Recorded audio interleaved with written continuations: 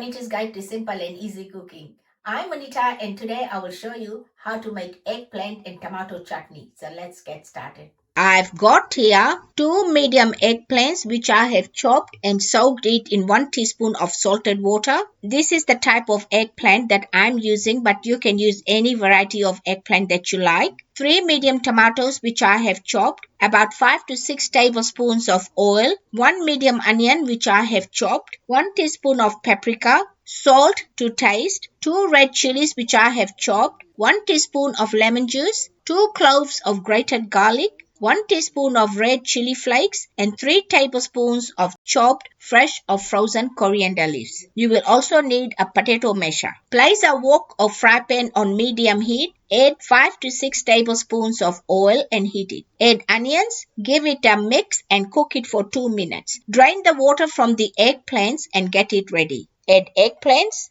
tomatoes, garlic, chilies, chili flakes, paprika, and 1 teaspoon of salt. Mix it well, cover it, and cook it for 20 minutes, stirring it frequently. After 20 minutes, give it a mix and taste your salt. It needs a little bit more salt, so I'm adding extra half a teaspoon of salt, but you can add it according to your taste. Add 1 teaspoon of lemon juice, give it a mix and cook it for 1 minute. After 1 minute, add some fresh or frozen coriander leaves, give it a mix and turn the heat off. Mash it using a potato masher and transfer it into a dish. My eggplant and tomato chutney is ready and you can serve it with roti, rice, puri, toast or even use it as a dip. Leftover chutney can be stored in a sealed container in the fridge for up to 5 days. Enjoy.